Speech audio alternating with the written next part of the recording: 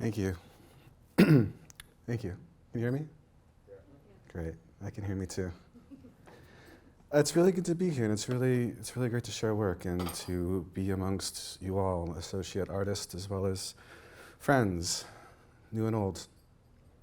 This is my second time in this part of Florida. The first time was in 2017, I believe, 2018, where I had a residency at the Chris Bellert Art Museum and worked on a project there that was centered around Fort Marion. Now, I'm starting with Fort Marion because it really is resonant in a lot of ways. One, because it's the birthplace, a terrible word for it. It's a place where the contemporary boarding school system for Native American peoples was begun. And me as a Native person, almost all of us are affected by the boarding school system in some sort of way here in the United States, specifically to this context. And this was a history that I didn't know about, the history of this landscape, the history of this fort, and I don't know, that just kind of blew me away. See, I was born in the Northwest. I was born in northern Washington, and I grew up in Southern California. My tribe's from Wisconsin. My other tribe's from Southern California. I lived in Oregon. I lived in Wisconsin. I lived kind of all over the place. And through the movements of these different landscapes and homelands, there's all these different sorts of histories that are picked up. There's a lot of different histories that affect Native peoples in countless different ways, whether it's the Spanish mission system in Southern California, Boston traders in the Northwest, or the Spanish here in Florida. There's a long, complicated history all over these different landscapes, and these are things that I try to explore through my work that's really began in earnest with moving image, with film, but also seeped over into writing and photography and the intersections of all of those different mediums and formats and ways to think through what we're thinking through, ways to think through art and ways to think through story. I'm going to begin with an intro that I wrote for a collection of poems called Perfidia. And I like this intro because it touches on a lot of different things that I am thinking about and thinking through. I'll talk more about the poem Perfidia and the work that it dovetailed into, but first I want to begin with this. This is a beginning that isn't a beginning. This is the youth, oh youth, and Franklin said, so what? The betrayal was acknowledged when Emerson wrote a letter to Van Buren and warned that the seat and seal would become an instrument of perfidy. That was neither the first nor the last in this country, this body of earth. But I didn't forget about you, our love, as you moved on and away back across the ocean, back across the sea, back across the spirit world into the land of the dead, back to Castile and Aragon, where you don't think of we anymore. You've neglected our pain, you've ignored our children, you've discarded our dead. Back to King Louis, because you're the same. You've tousled our hair and tore at our trust and pushed us away and sold us out. Back to King George. You've taken our things and won't give them back. You came and you took and you made promises that sing and gave us a tongue bitter in taste, parched and thirsty. Broad Europe, you remain over there. You forgot my mother, my father, and my brother and sister who mourn every day. But we can't forget you. Your violent emissaries remain. I'm not mad, I'm not angry, I'm not hurt. I'm just deeply troubled at heart. Maybe I'm lying. Maybe these words that follow are a way. Not the only way, not the right way, not a good way, but an empty way. Voided by language, voided by absence, void of trust. A hollow way being filled by those traumas I never wanted to be taught. Still, this earthly trauma begins with you. There you are, and hello, here I am, with this. This leads into the poem, this leads into the sections, these different explorations of trying to understand or trying to negotiate how one describes something or how a landscape is described, how a history is described through the landscape, how the language that we choose is then part of these different ways of communication. I think a lot about communication, whether it's the form of documentary cinema, experimental cinema, photography, these histories, the histories that we understand through photography, through painting, through poetry, and how they intersect and how they can offer different ways of deviation. Now here's a still from an exhibition that I had at CCS Bard at the Hessel Museum. On the left is still from it's where a film I made called Dislocation Blues is installed. Now, this is a film that I made when I went to Standing Rock in 2016, time, a long time ago, but not that long ago, and made a film about the camps. It was hard to make a film about the camps because I was always questioning, what am I doing here with the camera? Is my camera mediating my experience? Should I put down the camera and be part of this more? And those questions ran through it because I didn't want to film violence, I didn't want to film natives getting beaten up, and I didn't want to film in an intrusive way. Because you see tents, you see yurts, you see RVs, you see teepees, and it's a spectacle in a lot of ways, but it's also homes. Like, these are people's homes as they're actively practicing decolonization in a place where it isn't a theory. And I wanted my film to reflect that, and so I just focused more on a question of how do you process these events? Because that was something that came up during my conversations there and also afterwards with people. Who do you complain to, you know? It's like, I would be reluctant to tell friends about some of my more critical thoughts around this place and this experience because I didn't want to undermine it. And so then who could I talk to about it? Other people that have been there? Other Native people? It's a question, but it's needed. This idea of understanding, where do we go from here? Where do we go after the spectacle? And on the other side of the image are text pieces that I do called calligrams. I'll get back to those. Next on the slide is this series of photographs called The Land Describes Itself. There's about 14 or 15 of these, and they're about 13 inches by 13 inches, Dibond mounted. And the process of them is convoluted, but I didn't mean for it to be that way. I started taking 35 millimeter photographs as a way to start thinking about cameras in different ways. I primarily shoot digital, so it was fun to play with the analog film. And so after I had them developed and scanned, I printed them out on transparency papers and bought an old overhead projector off of eBay and projected them on a wall. And then I started cutting them up and moving them around in different configurations. And then I would photograph that and then print it out on paper. And then I got a screwdriver and for some reason decided to etch text on the bottom of the image. So this one is called These Are Dense Countries and Empty Cities. This one is called This Is Where We Left Off. Now through them, I was very much thinking of just the literal sort of constraints or aspect ratio of landscape photography and the histories that are embedded in there. And the title of the series, The Land Describes Itself, comes from a poem that a friend of mine wrote. Franklin Carroll Klein is a Cherokee poet who I knew in Milwaukee. He has this book of poems called So What? And I love it because every single poem in the book is called So What? It's the title of it. And it just always begins with just like this attitude of like, so what, you know? And it really punctures just this sort of, I don't know, underlying sort of like sentiments about all these different things that we put up with as Native people, but told in a really beautiful and really devastating way. He has this poem, and in it the last few lines go, why write poems about the land? It describes itself. And in it he was critiquing pastoral poetry and that sort of tradition along with it. And it really struck me in a really impactful way because it really helped me describe what I was trying to do while filming landscapes, while videoing landscapes. This is a mnemonic for Truman Lowe. He's a Ho-Chunk artist that passed away a few years ago, so really amazing work.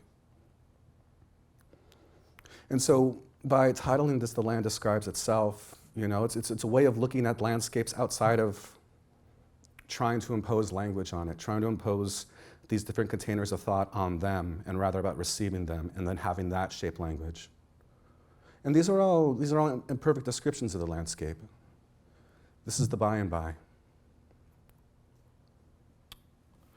This is a certain body. There's about 14 or 15 in this series, and it really was a really nice way to think through photography and texts and etching on texts, or etching on photographs, and just these different compounded and layered ways of thinking through an image outside of the ones that you're accustomed to. Now in the background you see The Land Describes Itself. This is in Luma, Arl. And on the left, you see the photographs, and on the right you see a still from a film called Lore, which is part of this sort of network of work, this body of work that began with Perfidia, that included the text from these photographs. I ended up including some of the lines of the photographs into the poem itself. And this film, Lore, came out of the photographs and out of the poem. It's a film that is about nostalgia. I like to think of it that way. Like, I don't know, I mean, like, I always get tired of the critique, you know, of the easy critique of calling something nostalgic. It's like, oh, that work is nostalgic, or they're so nostalgic, you know, just like it stops conversation. But I think there's really something fascinating about nostalgia, or what does it offer, even as we're thinking about myths and thinking about stories and the stories that we tell and what the function of them are. I think nostalgia, the way that we look back at something mournfully, wistfully, longingly, is the beginning of the myths that we can make for ourselves, or continue the practice of making myths. It's also a reference to a Hollis Frampton film called Nostalgia, some of the sort of choices I'm making with this. But I in essence, like, documented the process of arranging these photographs, but shot it on 16 millimeter, and also included my friends playing music. That's an indulgence, but it's one that I think I can justify. And then we come the quiet one up the road, up the stream, off the path, near the clearing by the river, where we burned the kindling and talked and told stories about water and the waves, with swells calling to us on nights like this, and stars would flicker and fade as eyelids lift slowly under lashes weighed down, dressed by drops of dew, drawn in the morning fog, in the misty fog, yet to burn away.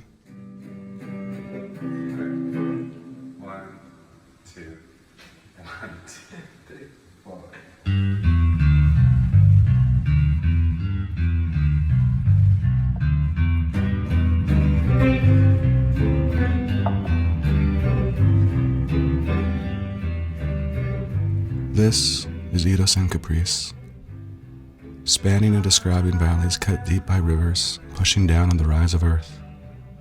Their games were played, and now what we have is a land and a space, open and full of vacant stories, slack-jawed and staring, waiting for what will come next.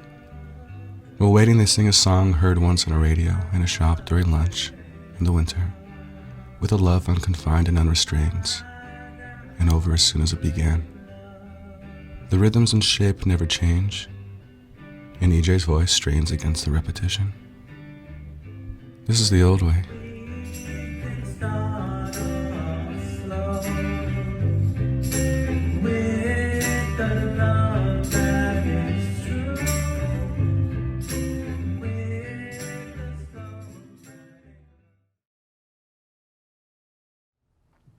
So it's Lore. It's about a 10-minute short film, and in it, you know, I weave the elements of the voiceover reading this text, the movements of the photographs, and my friends playing music.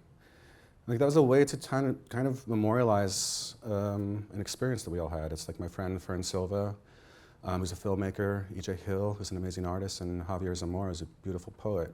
And being in a place where we made this film, where I made this film, was like, it was at Harvard, it was for a fellowship, and it just, being in that location also, as a Native person, as a person of color, as it was just hard to navigate. And so we found each other, and like that really helped bolster us for the year that we were there, in a space that isn't designed for us, isn't made for us. And in essence, I just wanted to capture this moment where we're playing this Bo Diddley song, a song that, you know, we had fun jamming with, you know. And even while making this film, I knew that I would think about this film differently in a year, in 2 years, in 4 years, in 5 years from when I made it. And it's true, I still look at this film and I'm filled with a sense of joy and a sense of nostalgia. And as I think about myths and the stories that we make and the stories that we tell, I'm also thinking through ways that we can participate in the act of creation of myth making. Now, as myths were documented in the 1900s by ethnographers, anthropologists, whoever, in a very important way, they became important in a bad way. Let me add a little caveat there. They became locked in stone, they became locked in amber, where it was then established as the authentic story. So how a native person, how my great-great-grandfather may have told a myth to an anthropologist in 1905 and was written down, that became the authentic version. And every person after that who told the story in a different way had that criteria to, I don't know, to lean against, to challenge against. And so it removes the process of creating stories that existed for a very, very, very long time. You know, stories change based on who you tell them to, what the season is, how some person wants to add their own spin. It's very performative, you know, and it's a beautiful part of it. And so as myths in some ways were removed, or we were separated from the myth makers, I've been thinking through how to create new myths. This is like one of these processes that I do, the calligrams. Now, I take texts and I put them in the shape of effigy mounds. Brief history on effigy mounds. These are these large earthen mounds, probably as big as this room, if not larger, all over Wisconsin. There's thousands of them all over. There used to be more, but they were plowed over by farmers and amateur archaeologists. They're graves, they're memorials, they're markers. And as these graves were plundered, they were destroyed. And ancestors were removed, funerary objects were removed and taken. And also, their provenance is denied to us, Ho-Chunk people. Amateur archaeologists, especially in the late 1800s, early 1900s, were really keen on ascribing complicated structures to an ancient people that is no longer there anymore, and thus labeling us as the squatters that came in. And it's common throughout the United States when it comes to any sort of complex society. The society who made these things is gone, they vanished, and who's left? Oh, these Indians we gotta remove and kick out of here, you know? And even to this day, if you go to certain effigy mound parks in Wisconsin, they won't say any tribal names or affiliations about who the mound builders were. It's my ancestors. And so this is a small act of reclamation, of claiming ownership over these things. Well, it's not about ownership in the traditional way, but just a lineage, whether they're different clans or whether they're different purposes for direction, prayer, ceremony, what have you. And this is an earth. This is an effigy mound in the shape of a thunderbird. And in it, the text is text I usually appropriate also. This is from an essay by Elliot Weinberger called The Camera People. It's a really beautiful essay on the history of ethnographic film from its inception from Nanook of the North up until, I guess, like the 90s when this was written. And at the end of the essay, he proposes that, well, he acknowledges that ethnographic film is such a young medium, such a young science, such a young way of looking at the world. And what happens next is those people that traditionally have had cameras pointed at them, pick them up and start pointing them at the things that they want to see, the things that are relevant to them. And he calls that the ethnopoetic. And that's something that I was really drawn to in a way that's, I don't know, it was really inspiring. But once I started to work through the ethnopoetic, I started to get back into this idea of myth making. And this clip here is also a way of looking at these different histories and how they're often understood or documented by anthropologists and ethnographers. There's a book called The Road of Life and Death, which is about our reincarnation ceremonies, Ho-Chunk reincarnation ceremonies. Now, I only got to halfway through the introduction when I decided I wanted to stop reading, because this is like sacred knowledge. Yeah, it's available, it's in a book, you can buy it at Barnes & Noble or whatever. Well, I'll probably order it off of Barnes & Noble. But still, it's not information that I want to access this way. And so I just read the introduction and then took a little piece from it and made it into a calligram. And I believe this is the clip from a short film called I'll Remember You As You Were, Not As What You'll Become.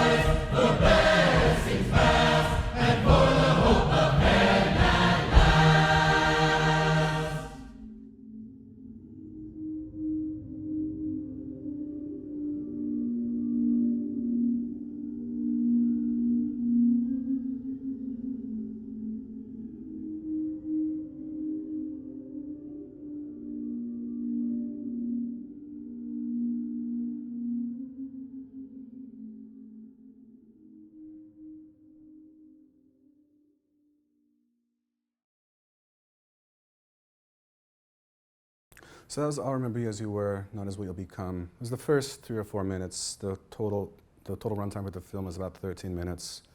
But it moves in and out of these different ephemeral spaces and abstraction. And it also includes the poetry, a performance by the Anishinaabe Chemehuevi poet Diane Burns. I probably should have shown some of that. It's a really beautiful performance. She passed away in 2007, and I don't think I read her work until 2008. And so I felt really, I don't know, sad about having missed her. And the film functions as a tribute to her, or, I don't know, as an elegy. She has this really great line in one of her poems called Sure You Can Ask Me a Personal Question. This ain't no stoic look, this is my face. And for Native people, I don't know, it's just something that you get told. You look so serious, why are you so stoic? Smile, be nice. It's like, I am nice sometimes. But it's questioning these different relationships to reincarnation and to storytelling and to the ways that we engage with these histories, these different ceremonies and beliefs. And it really was a meditation through the questions that I had around this. And that's how I tend to view most of my work, as questions, not answers. I'm not interested in any sort of prescribed idea of like what it means to be a Native person today, to be Ho-Chunk today, you know? I can only speak from my experience. And that's part of the challenge with cinema, the big screen. Someone sees something on screen, especially a documentary, then it becomes fact or truth. Or then you become the spokesperson for a really large group of people and you can't be the spokesperson for. And so that's why I tend to include a lot of abstraction in my work and also a lot of the mechanics, the mistakes of the image, because I want to point to their construction. Similarly to this is one of the calligrams, but I did it in the shape of like an intaglio. There's actually sunken mounds around Wisconsin too. They don't exist anymore, but this one kind of got messed up and I just really ran with it because I thought it was beautiful. And this is a story about Morning Star and Evening Star. These 2 brothers in Ho-Chunk mythology. Here's another installation shot at the Hessel.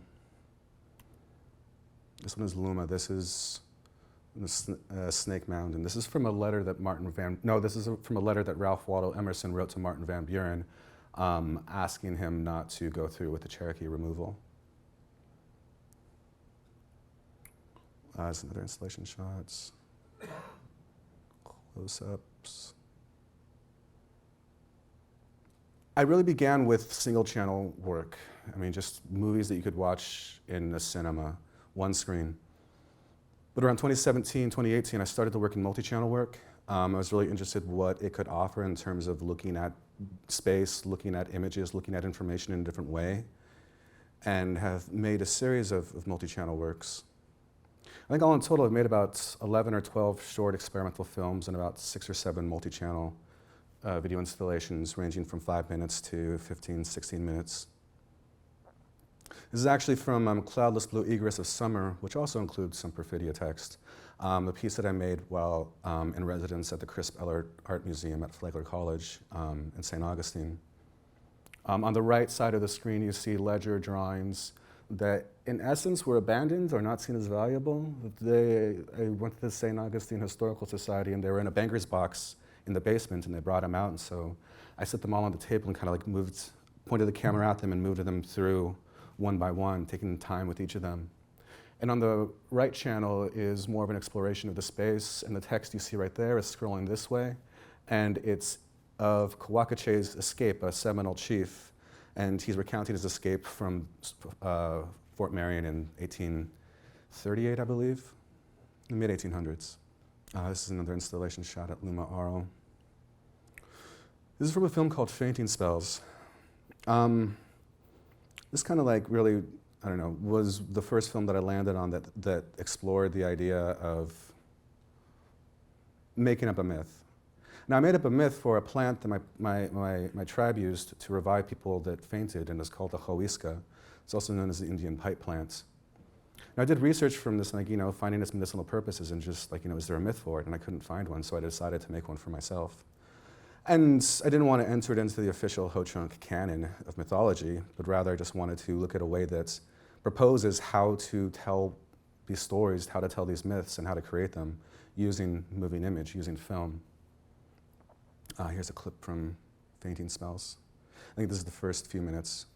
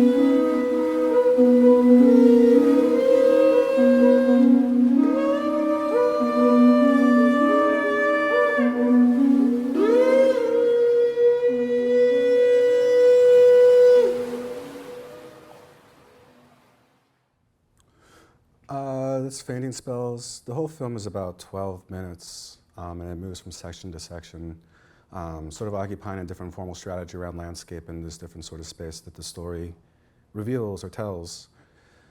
But I mean, as I'm thinking through these myths, I'm also thinking through language. Like the Hoiska, it's a beautiful word, it's a beautiful plant, it means something very specific. And when I began this series of photographs in 2020, this is for the Hessel exhibition, I decided to look to another story and a certain act, a gesture called the breathings. The breathings are a form of Ho-Chunk prayer, but it's a specific prayer. It's a prayer for direction. like little direction, you know, like in left, right, north, south, east, west, whichever. And during the time that I was making these photographs, I mean, very much pandemic, very much lost, and very much trying to understand so many things going on. There's a 15, 16 in the series, and they're about 18 inches by 18 inches. Dye bond mounted also, and text etched on the photographs and then mounted on dye bond. And I don't know, like I wrote all these texts independent of the photographs and just started to pair them together, trying to find which one made sense with each. And just again, having a Dremel tool this time instead of a screwdriver, and just moving around the border of the image. I titled these what I wrote because I actually do want you to be able to know what I'm writing, because I have very bad handwriting, but I kind of lead into it because in some ways it's about production, or just, I don't know. If only I can read it, then no one else can, and I don't have to be embarrassed. But this one is called Ahahe, as my dad used to say. He learned it from my great-grandfather, I imagine. Blue sky with a good voice. Across this water on the other side of the encircling lake. We're not far from there in the direction that they lead us. Ahahe. This one is called Oh. Being here right now, not thinking of yesterday or the day before. But a long time ago, last night, Auntie mentioned today, and the rain falling and streaking in against the upstairs window as Stacy and I looked down at the birch, waiting to be climbed. This isn't the outside. And being here then felt more comfortable, in slicks and hoods, and boots, and in our youth. There's a bit of the detail from one of them. This one is called Deja, the sea. It's neither our name for the Great Lakes or Lesser Lakes, it's the sea, and we said we were from the north and from the salt. It's too much right now. Too much like learning that my father performed the breathings his entire life. I have recordings of him, and I heard them when I was little, and I said them to myself after his death. High in a mountain lake, the kids touched their toes to the water, surrounded by and surrounding their youth. The dregs underneath the turbid sediments sipped the sands, drifting down, seeking down from the bottoms of their feet.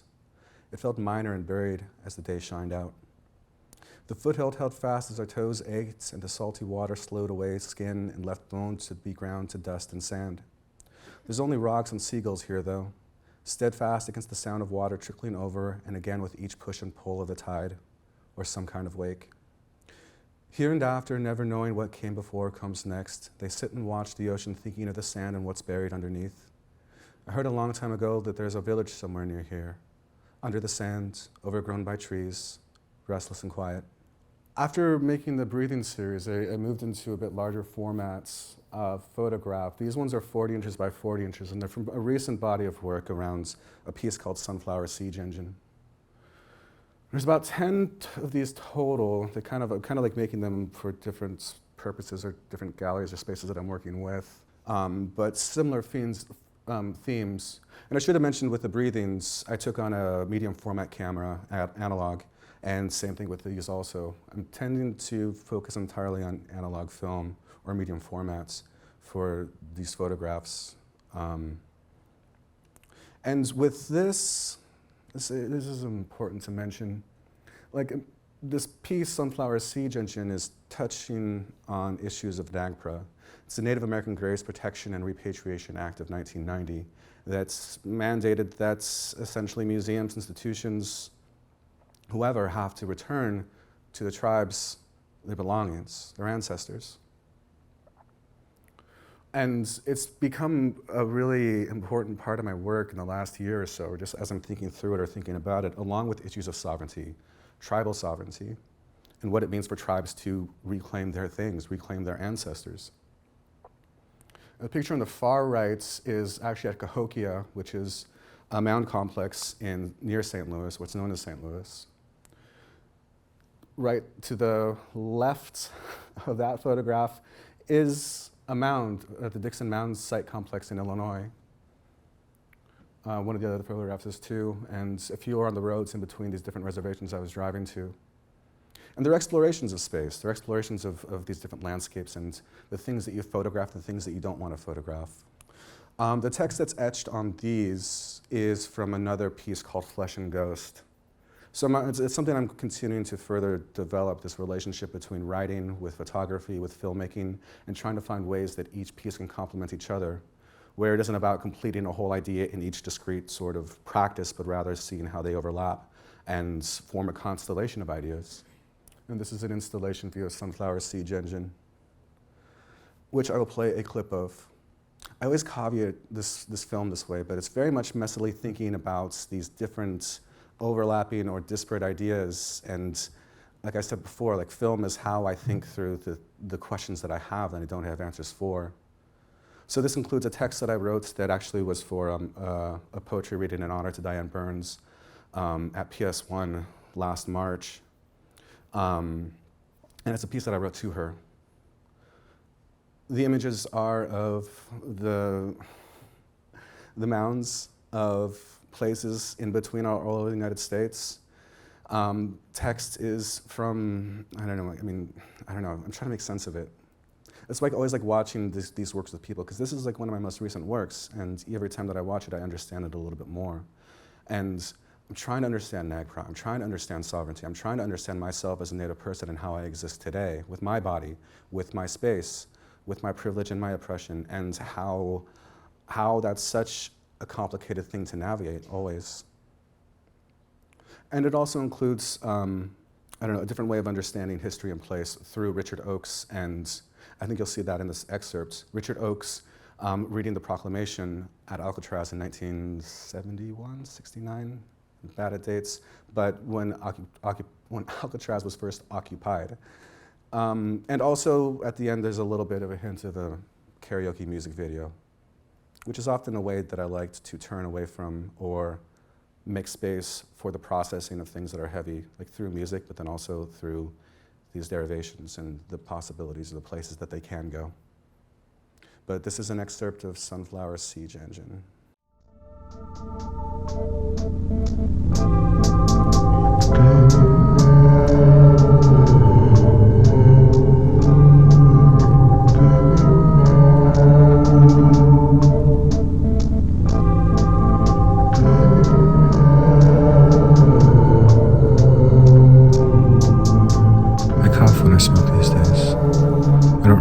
Stop being young, but the pain in my body and weariness in my hands make it clear.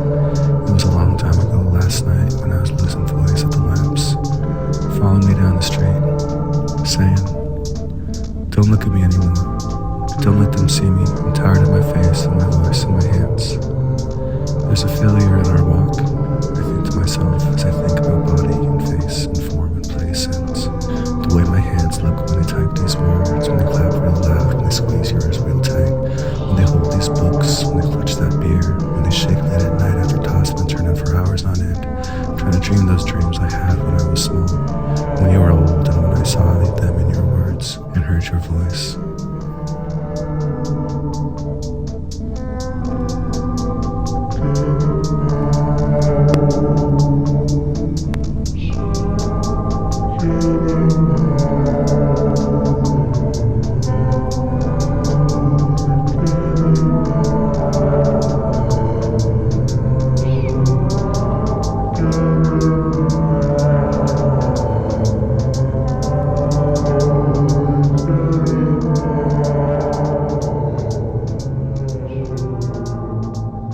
The so-called... Just a minute, channel for Mr.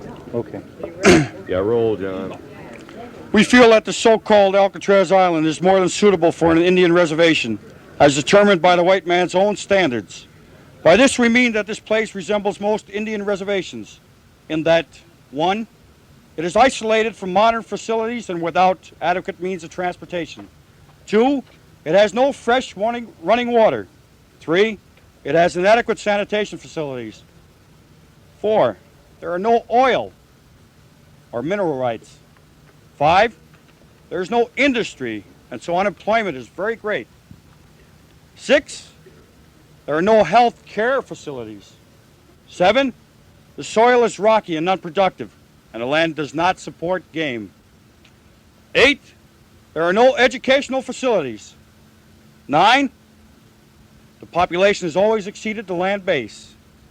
10, the population has always been held as prisoners and kept dependent upon others. Further, cut it, Norm.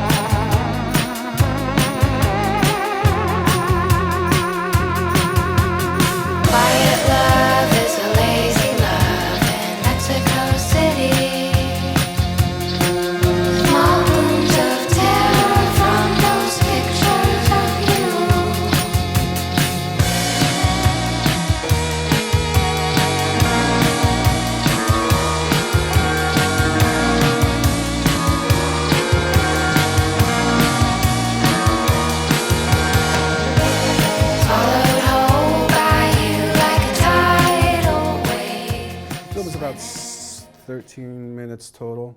And this is somewhere in the middle, near the ends. You know, I've always like had this sort of insecurity that sometimes I make music videos or I use music too much. And so with this, I was just like, I'm gonna make a music video, you know? And I really love this song. A friend of mine and collaborator, Courtney Astalos, she made it with her band, Room 13. And yeah, I just felt like there was something symbolic about the tidal wave, and it's a really great song. And this is also was a technique that I was really interested in. I remember like my baby brother would love those Disney sing-along tapes, if you know those, with the bouncing ball, you know, with Disney tunes. And I remember like watching some documentary like years ago about how they actually did that, where it was this person with a wand, and the words actually literally there, I think on glass or something, and they would bounce it along, shoot it with high-con film, and overlay it on top of the image. So when I heard that, it's always in the back of my head, and so I wanted to try that out with this little ball thing on my computer screen as I filmed it. And so it was a test. It was a way to try to explore this and try this different process. I didn't really get into language revitalization. It's a big part of my practice and also just my life with Chinook. And it also informs a lot of like the text work that I do on screen, where the text is the way that it's read or not read and issues of translation. But maybe that's for another time.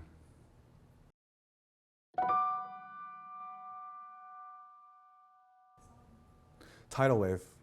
It's on Spotify on all major streaming platforms.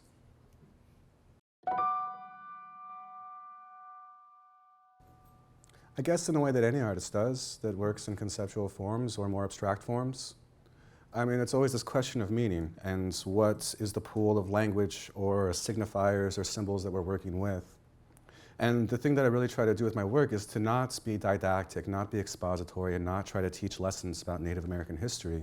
There's other sources for that are important and really, really good. Rather, the thing that I try to focus on is how to create an affectual relationship to an audience through the way that I feel about the work, the way that I'm trying to express my own understanding of this. And, and if it's a poetic meandering through these ideas around myth, then I'm going to do that and try to use the tools that I have that make sense to me and do it in an earnest and meaningful way and hope that an audience has something that they can attach themselves to or touch on that relates to their own experiences and their own cultural references. I mean, it's just like with that film, Fainting Spells, you know? It's just like there are no calls for proposals for poetic musings on reincarnation of the Ho-Chunk people, you know? No one's asking me to make that film. And like that's an important part of like why it's important to make these films, for others to make the work that is interested to them, to the idea of the ethnopoetic. You know, what do people want to be pointing cameras at and writing about and talking about that they haven't really had a chance to in the past or was seen as valid? So, I don't know, like, I like to think of my audience as specific, you know, it's just like for my tribe, my clan, my family, Native people, etc. But through that specificity, it allows me to have the conversations I want to be having, not the conversations that we have when we think that people are listening in on us. But still, it doesn't mean that if you're not Native, you're not from this experience, that there is no way to engage with the work. I think quite the contrary. I think of the ways that we listen to music that's in another language, the way that we watch foreign films. You know, there's a lot of cultural context that we don't get in an Ingmar Bergman film, you know? And so it's just like, it's asking the audience to come with me and to bring what you know as a way to bridge, you know, what you don't know, and also the things that I don't know.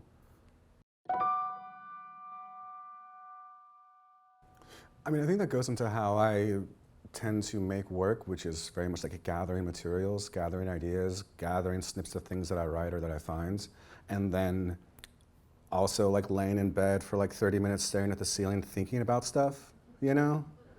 Thinking about reincarnation, thinking about introductions to books that I don't want to read, you know?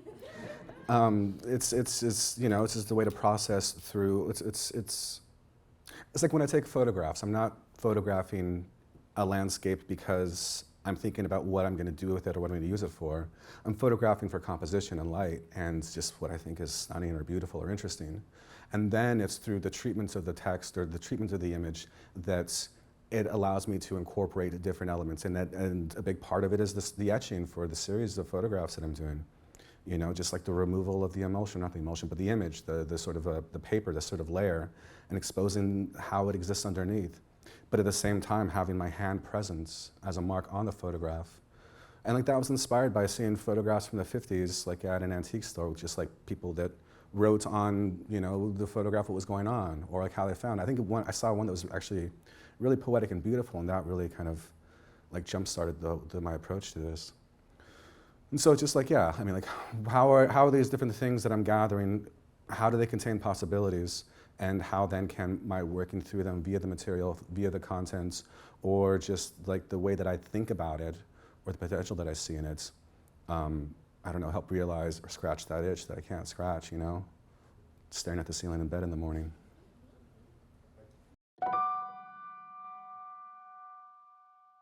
I mean, it's the humidity and the alligators, you know? Or crocodiles, I don't know. No, I mean,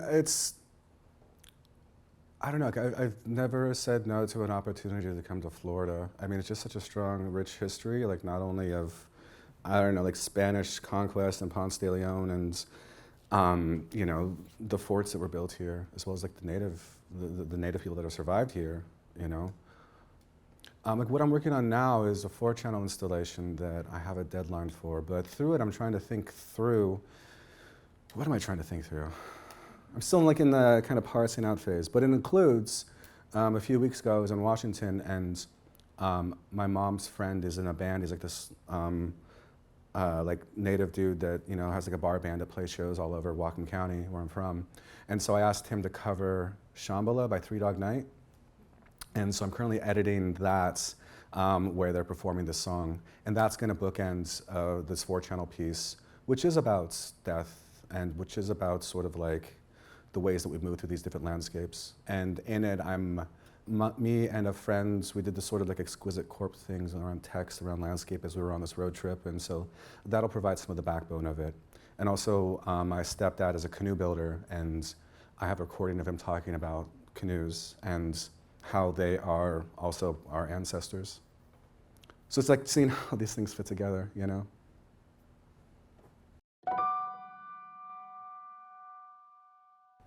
Yeah, I mean, I don't know, like even just like the photographs from the land describes itself, you know? It's just like, that was me thinking how to translate my visual language with images and overlaying images on top of each other into photographs, into a material object, material things. And like that's like a small example of a literal way of trying to do that, but I think that even just seeing how literal layers offer different ways of understanding issues of opacity, maybe not necessarily like in a glissant sort of way, but in a way that is about what you can stack and how that becomes an object container for all these different things that I'm thinking through and about. But then also I think what I like about moving image is how it gives space for these different ideas to kind of move in and out and be woven together in a time-based way. You know, and like that's like what I love about cinema and about music too, you know? Like all the songs that you've heard and also in all my work are songs that, I don't know, I've probably listened to at least 1,000 times, you know, as I'm driving or, you know, walking or whatever. And it's just the thing that like, you know, I can't get out of my head. And so then I look for different forms to try to describe that feeling and pair them in a way that, I don't know, helps that become realized. And so it's just like, you know, thinking about time, but also thinking about stillness, like with these photographs, like with these different spaces that are representational, but also are, I hope, in ways like devoid of representation. Like I took this photograph in my sister's house because I just love that painting and always want to steal it from her, but you know, I can't. I don't want to steal from my sister. But I took a photograph of it, you know, and like you have Eli and Amber up there in the corner, you know, so it's like one that's like very loaded for me with like family and, you know, and history and also mourning.